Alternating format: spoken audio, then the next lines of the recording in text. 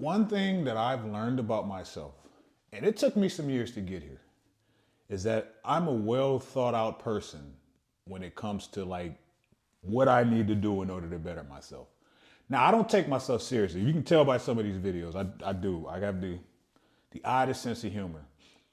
But I know me. I know what I need to do to inspire myself. I know my hot buttons, right? And knowing that, there is something that I choose never to do. I never look in comments outside of, yesterday. I never look in comments of like those real hot button sensitive posts, right? And I advise people to do the same. Don't look in them comments, man, because somebody gonna say something and it might trigger you. And then you feel you have to defend that. Nah, if you see the post, like it, engage with it. If not, scroll on, right? And it's kind of like, man, the oven's hot, don't touch it. I know that about comments. But yesterday I looked in some comments and I was just like, oh man. So being that I'm this thought out person when it comes to most things, I say most things because I haven't gotten it down when it comes to like the body. Like I'm the type of person, I know how to rehab my body and stuff, but I just ain't figured out when I need to shut it down sometimes, man. Like it's always a constant, different video, right? But I was looking in the comments on one post, man, and it was just about federal workers. Now I'm going to try to make this as lightweight, politically driven as possible, if at all possible. But it was a couple of people that said, man, federal workers just be chilling. I can't tell you that. I just know me and the friends that I have that are federal workers and co-workers in different entities. I got in the federal system in May of 2020 when I started at San Diego State. Before that, I was in the military for 20 years. I worked in the logistical rating. In the Navy, we were called ship servicemen, SH. It later changed the name to retail specialist. Didn't understand that, but hey, I don't make the big bucks. And it came to the point to where they were about to start getting rid of people in the military. My job was considered overmanned, and they put us through this situation to where they were reviewing everyone's records. And if you got in trouble and just a bunch of stuff, they were getting rid of a certain amount of people in my job at my pay grade as E6. I was good to go, but it was enough to scare me to say, okay, if I got to get out, I gotta be able to meet some requirements or some job descriptions, right? And that's why I started school. But in that process, I had one advisor, and I reached out to her not too long ago. I was not trying to go to school, and I was looking for a sign. And if I went and the door was closed, man, this is a sign that I shouldn't be going to school, because I had a fixed mindset that I wasn't going to be able to be a good student. Because as you know, I barely graduated high school, and I flunked out of college before. But this one advisor worked with me and kind of got me excited about going to school. And I later went on to start knocking out programs. So I said, man, I want to do that. Even though in my 20 years was a logistical rating, SHRS, I want to work in higher ed. I want to be able to help people like she helped me. So luckily, I had enough education, enough passion to land my first role at National University. And while working there, and I loved it, while working there, it was a student that came in with his daughter. And he always came in with his daughter because she was kind of like pushing him to go to school. And she was like, Mike, you should go work at San Diego State ROTC program. They do the same thing here, but just there. And I was like, I've never seen that job ever. And it must have been a sign, right? But probably like a week later, I looked in USA Jobs and I saw an HR assistant or technician. And that pretty much was for San Diego State Army ROTC program. I applied for two. I applied for the Navy, and then I applied for the Army. The Navy was the lower paying one. I got, the tentative offer for both, but I went with the higher paying. Now, being in the Navy, you would think that I would want the Navy. It would have been a little bit more of a better transition, but wasn't an officer in any way. So I was like, all right, it's just a fresh start. Took the Army.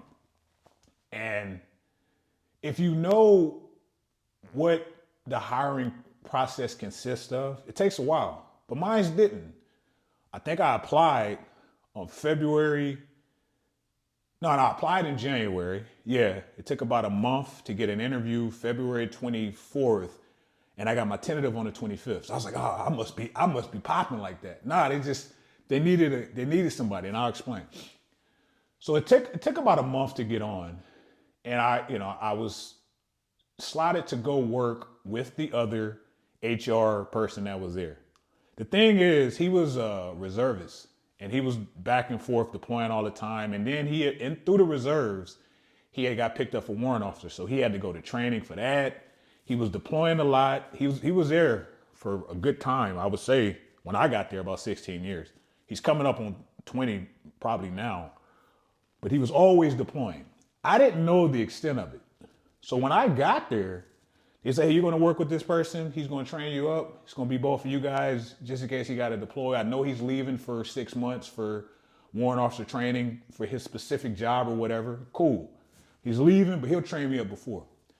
He had to leave, I would say, like a month after I started. And I called him right when I found out. And I said, yo, I'm about to resign, bro. Like, I don't know what I'm doing and you about to go.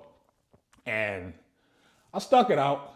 I did. And I called every HR person at every college ROTC program that had been doing that job for years, and they kind of guided me through. It was another major that was there that he trained me up with what he knew. Shout out to him. And that's what it was. It was a lot. So when you're the HR person for an Army ROTC program, and I'm going to miss some stuff, but you deal with everything from the moment they become a cadet when you contract them until you hit the button on commission in the system. Everything in between pay, you're initiating secret clearances, you're booking flights in DTS. It's just a bunch of stuff. You're making sure that their paperwork, you have to have a lot of paperwork in order to, contract them in the system. You're the one that do their SGLI, everything, man. And then it's very tedious because if the paperwork isn't done, the system will reject it, you'll mess something up, everything. So there's 3 roles at the Army ROTC program. There's a logistical person, there's a recruiter, and then there's an HR person. Now some schools have maybe more than one, but ours had the 3, but we had 2 HR because he was leaving. The whole idea about the recruiter came up, and I said, at first I was like, nah, I barely know this job. I can't do it. But after talking to my girl and a couple other people, I said, man, you know what? Let me give this a shot. I'm the type of person, if I want to see change in something, I gotta put myself in the seat in order to make that change. So I later took on the recruiter spot. That's where it becomes a problem in the whole federal system is it ain't like you just hire, like you can hire temp and term and you can bring people on, but if the job requires a clearance, it still may take them some time to get on. And then you gotta publish the announcement for that job. I say all that to mean I took on the recruiter. He went on deployment for a year. Who you think was still the HR person? So not only am I doing those tasks as the HR person, which was one GS role, right? All those tasks, now I'm taking on a whole new list of tasks. When you're recruiting, you got to bring people into the program because you're awarding scholarships. Both of them are very rewarding. Let me put that out there. I loved it, but it's a lot. It can be taxing. So you're not only are you awarding, you got to schedule events. You're attending events. There's a national scholarship process. So you're going to the high schools and you're briefing. And then when you get them in, there's paperwork that you have to do in order to make sure that they become eligible for the scholarship. You're doing scholarship interviews, lots of them, with some rock star type students, right? So you got to make sure you're screening these students. You're looking at their transcripts. You're looking at the resume that they made. It's just a lot. All that on this side, all this on the HR side just compiled into one. I remember one time I went to go brief at a high school. I believe it was Hoover High School. So I'm briefing at the high school. And in between the bells, I would go to my computer, my laptop, and it was coming up on summertime, so I got to make sure that I'm booking flights, right, for the students that got to go to Air Assault, Airborne, things like that. And I remember I was on the stairs one day, and because I had the bright idea to start my doctorate, because I said it'll get a program more credibility. I wasn't an Army officer, but if I'm Dr. Brantley, and they got to come through here to get their degree, that's how I'll get them. And my watch went into AFib. I had a panic attack. It was so much attached to both roles. Now, I was able to manage it, and past that, I was able to manage things a little more. That's the whole reason I wake up so early, man. Like, I'm an early bird. But when my current role came up, USNCC, United States Naval Community College, I had applied before and I got disqualified because I didn't meet a certain educational requirement. And then I later got it. I took it not only because it was remote, but I loved that job at San Diego State. I did, but I knew there was a possibility that he was going to deploy again. Even though it was said that he wasn't, I had heard that before. My first 3 years there, I think he was gone 2.5 years. And I might be overshooting, but it was a lot. One time he left on deployment for a year and came back for a couple of months and left again for 6 months and then came back. So that's something that happens in the federal system a lot of people don't know about. Like, and it happens throughout those ROTC programs. You got people that are still in a reservist status, so they deploy or they leave or they go to training or they're going for weeks and months. And the situation, it just has to be filled. The job has to be done. And it takes so long to bring people on to get hired. You're going to have one person doing 1 to 3 jobs. What if the logistic person was also a reservist? I got credit card holder experience. What if they be like, Mike, until we get somebody in, you never know. So I thought it was just best that I remove myself from that situation because I was working 2 jobs and only getting paid for 1. So the reason that I'm making this video is because people tend to take what's going on and what they hear, and opinions trend. And I had somebody reach out. We were talking last week and he was like, man, federal workers be chilling anyway. Somebody that knew me and that I was going through that. And I said, bro, what? He's like, oh man, I was just playing. He wasn't. He was serious because opinions trend. But I just wanted to share that. Like, your boy was working 2 roles, getting 1 paycheck in my first federal job. Even this current role, I love getting the information out that I knew nothing about. There was no USNCC when I was in, because if you know me, I'd have took full advantage of that. But I like to, if you notice, I make my own little videos and I share it.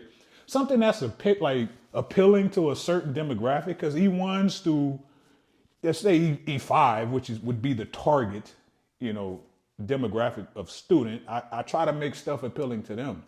That's not my role though. My role is just student success. I work one-on-one with my students. I do it because I enjoy it. So that's the type of stuff that federal employees do.